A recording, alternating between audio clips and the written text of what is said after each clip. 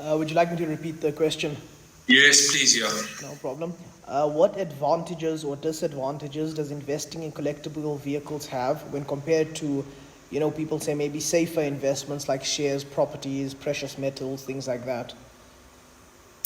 Well, the main advantage, if you are a car person, if you're a so-called petrol head, is that you can invest in something beautiful, something that you can look at, something that you can admire and drive, and get pleasure out of. And even with doing that, after a couple of years, you can sell it and make a return on the car. It's also, cars are more liquid than let's say, for example, property. So if you need to need to convert your car into money, it's a lot easier. And it's got, if you're buying the right cars, it's got an international value. So if you buy, for example, if you take South African conditions, people who want to immigrate from South Africa, if you're immigrating to another right-hand drive country like the UK or Australia, you can take your car with you, and the cars are worth a lot more in terms of rand value in those countries than they are in South Africa. So that's a huge advantage for somebody who wants to take a car out to another country. Okay. And then, is investing in collectible cars relatively low risk compared to other investments? Or would you say it has a high risk factor? No, I would say it's a lower risk factor if you know what you're doing. If you're buying the right cars and you get the right advice, in other words, you're not just dealing with a salesman who's trying to make a deal, but you buy the right car at the right time at the right value. As with any other investment, it's relatively safe. It's relatively safe. There was a classic car boom a couple of years ago that everybody went crazy and just bought cars, especially in the 911 market and the air-cooled market. And the problem we had then is that a lot of people just bought any air-cooled car that they could find.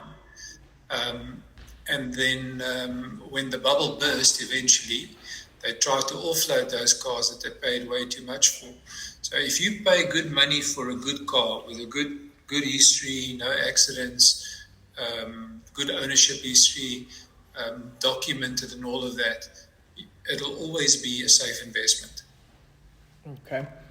And then, how do the prices of collectible cars in South Africa, so you buy a car, how does that price compare to the same car on an international scale? Do you think the prices in South Africa are fairly similar, or there's a big difference between the pricing? No, they're definitely similar. I think the people that buy these cars look at international values, and they compare cars with international values. So it's not easy. You can't just price a car and then it's like double the price of what the cars are internationally. When it comes to classic cars, they do have an international value, and the prices in South Africa do compare with cars in overseas countries. There are anomalies. Some cars, for some reason, do well in one country and do worse in another country, for whatever reasons that is. But in general, I would say if you're buying a Ferrari F40 today in South Africa and you pay X amount of rands and you translate that into let's say into euros or into dollars or Australian dollars, the price will be more or less the same. Okay, so you think the price in South Africa in general, apart from very few special cases, is pretty similar to that of the international market? Comparable with international. And which particular country or region overseas would you say South Africa follows the trend of? Well, for classic cars, absolutely Europe. Okay. The UK and Europe, and Europe is a small place. I would say definitely Europe and America. North America, the North American California classic car market. That we follow that. Okay. And how so a lot of thing that holds back guys who are not really involved in collectible cars, a lot of the thing that stops them from actually going forward with investing in a collectible car is the misconception or maybe idea of the significance of the insurance and maintenance costs. How significant do you think the maintenance and insurance costs are when you're owning a collectible car? Insurance costs. The insurance cost is relatively low, actually. If there's a lot of tailor-made packages for guys that buy these cars. Most of the people that buy these cars are older than 25, so there's an insurance benefit there. And most of the guys that buy these cars don't drive them every day, so they get tailor-made packages for when they drive their cars. Also, for the mileage that they do every year on the car. So, for example, the average insurance for a 911, for example, is about 2% of the value of the car per annum, which is a lot cheaper than you would be able to insure a BMW X5 or any of those cars for. The cars are also low risk in terms of stealing them and hijacking the car itself, because there's not a market. If you drive, let's say, for example, you drive a 1958 MGA 1600 Roadster. Most people will think you're crazy because you're driving the car. And secondly, there's no market for it. You can't take that car and take parts off it or strip it for parts or anything like that. There's no real market to sell that car, for somebody who wants to steal the car. So the classic cars are low risk in terms of mileage that they do and in terms of risk for stealing the cars. Okay, so the insurance costs are actually quite low even compared to your normal daily drivers and... Insuring costs is not an issue. When it comes to maintaining classic cars, which is obviously very important for the integrity of the car. Oh, sorry, when we just say maintaining, I'm saying classics and modern collectibles, both. Both of them. Okay. Insurance cost is low. And when it comes to maintaining these classic cars and the newer sports cars, that is obviously important that you do it for the integrity of the car. It's important that you do it with the right people. So either the official agents of the cars in the country or reputable specialists, of which there are quite a few of them around in the country for all brands, for Aston Martin, Ferrari, Porsche. There's a lot of guys working on these cars that are reputable specialists. So to service and maintain the cars with these guys, it's basically yearly, and that could get a little bit more expensive. But I mean, it is important for your investment that you maintain it and that you do it. Would you compare the maintenance and insurance costs of a collectible car to, say, or like, for example, your bank charges on an investment you put in with a financial institution? Yes, and I think, depending on your investment and your portfolio, those charges could mount up to quite a bit every year. But I'll also compare it with if you buy. I'm getting back to property, and I've always seen property as an investment. So if you buy a property at the coast, your maintenance cost on that property is yearly. You have to paint it. You have to make sure that the plumbing is right, the electricity. All of those things it costs you money. So any investment will cost you money. Okay, so the insurance and maintenance costs are not significant enough that it should steer anyone away from investing in collectible cars. And also, if you the people that do have the money to invest in these type of things, normally have the money as well to maintain them. That is important. Yeah, it would be similar to sort of buying a property without any money to upkeep it and things. You can't do that. Yeah. It's like saying I'm going to buy a car, and you pay an exorbitant amount of money for your repayment, and you don't have money to put petrol in it. Then you can't really afford to have a car. Can you? Okay. And then a lot of people say with collectibles, watches, art, things like that, aside from the financial gain, there is also the emotional return, the feeling of driving it, the feeling of owning it, all of those things. I can see you smiling when I say that even. How important do you think the emotional aspect and the emotional return is compared to the financial return? I think it's very important. I think we touched on it earlier when I said that one of the advantages of buying a classic car is that you have a beautiful work of art. You own a car that you can look at, that you can drive, that you can clean, that you can love and appreciate. With many other investments, it's just basically a spreadsheet, and I've made that and I've lost that, and that's what you look at. But with a car, it's different. You get attached to it, you get involved with it, and especially with a classic car. A classic car, you can't just buy with your head. You have to have your heart involved as well. So it's like a combination of a head and heart decision. Obviously, you've got to be careful not to let your emotions get the better of you, because then you're going to make bad investments. But there's definitely a very strong element of emotion involved when you're buying a classic or a sports car. Okay, so you think that when guys are investing in collectible cars, they're getting that financial return, but in the day-to-day, they're getting the emotional return as well, which is, some people might argue is more important than the financial.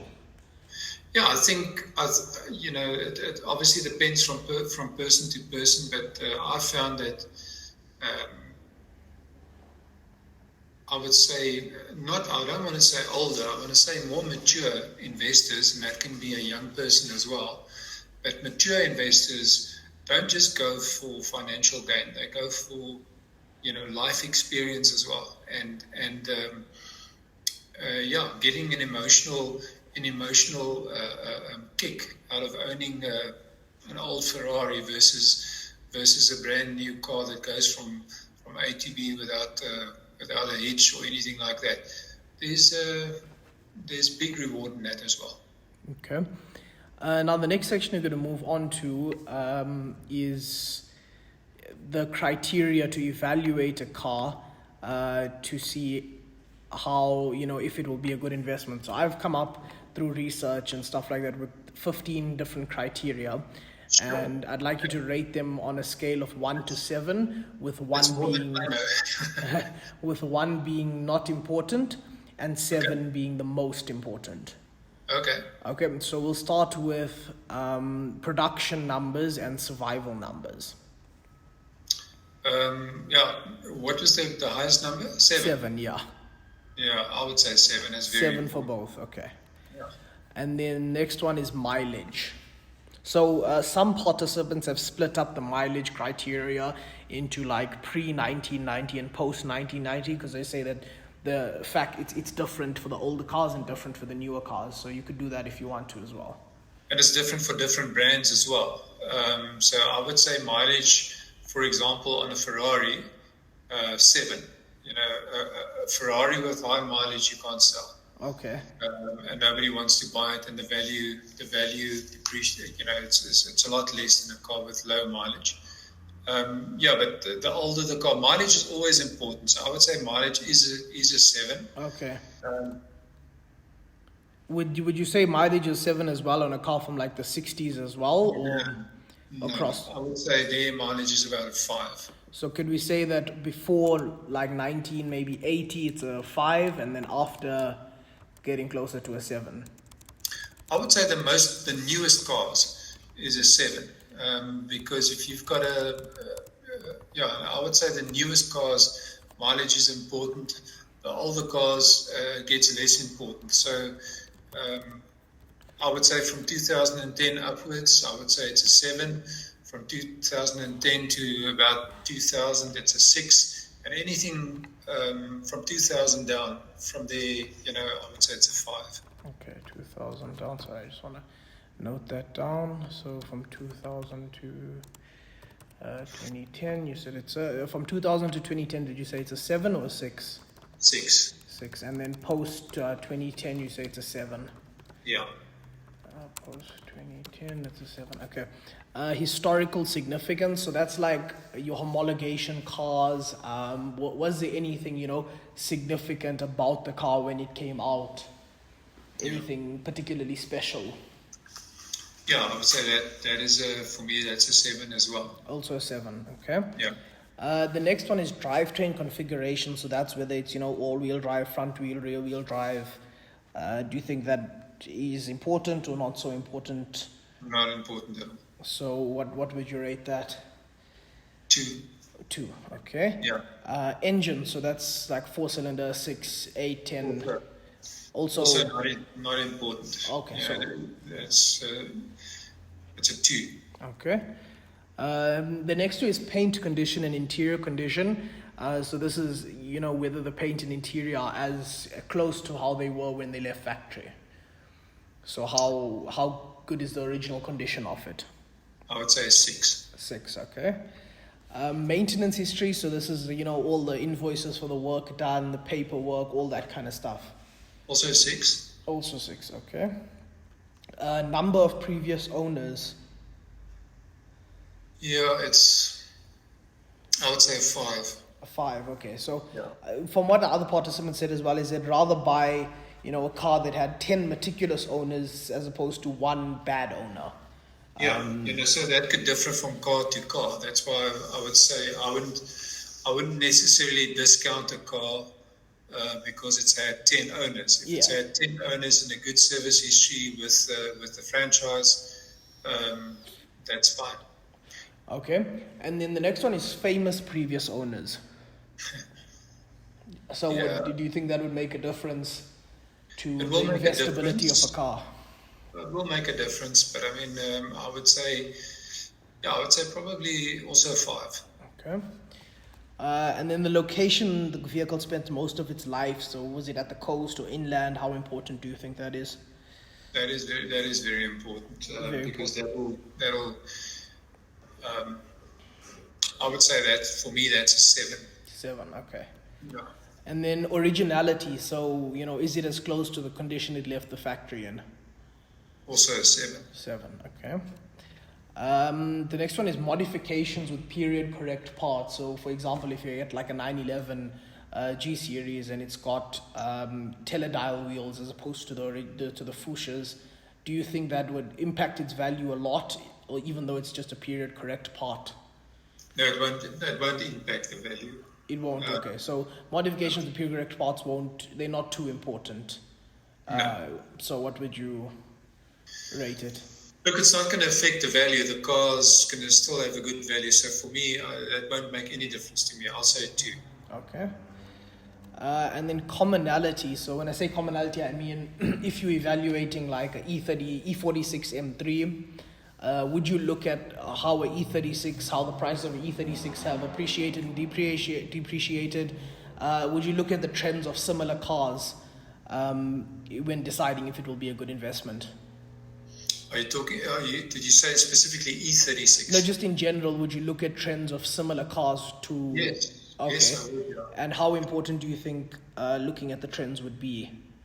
I would say about a 5. About a 5. Okay. Yep. So that's the list of the criteria.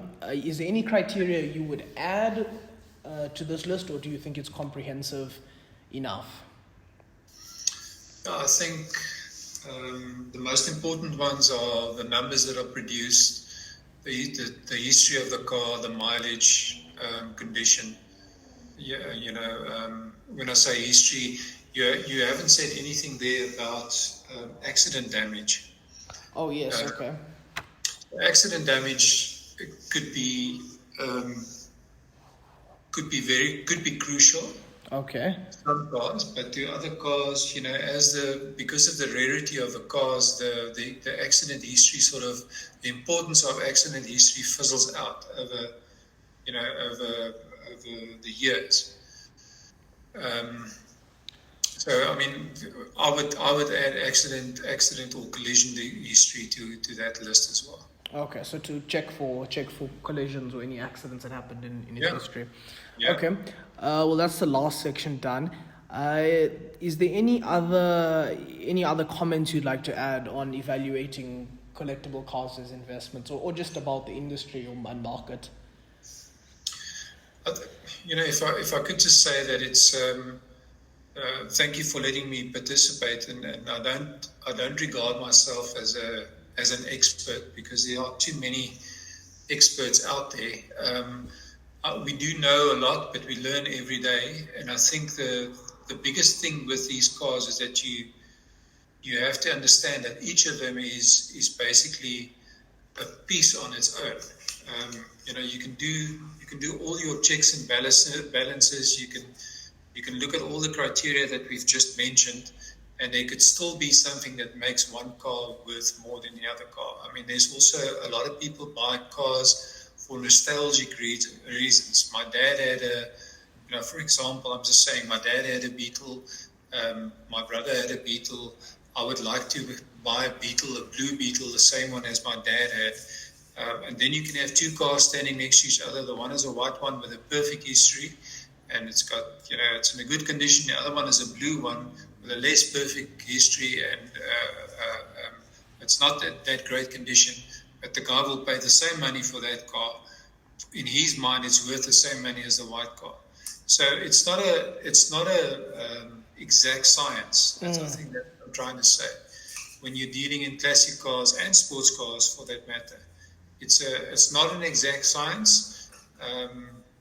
It's obviously you've got to stay within certain parameters, but you've got to be a little bit flexible. Although it's not a perfect science, do you think there is common factors between cars that have appreciated? There are parameters that you've got to work within, but you will get, even within those parameters, you'll get a guy that says, I want that car. I don't care what it costs. I'll buy it. And then, there's the value is what somebody wants to pay for it. That's what the value is in the car. So the car might be worth in international markets and insurance ratings. It might be worth 100,000 rand, but this guy pays 200,000 rand for it just because he wants it. Okay, yeah. So there are special cases to even the parameters. Yes, and that's what you must. Yeah, with classic cars, that's always the case. Okay. All right. Thank you so much, Angus. I'm gonna stop the recording now.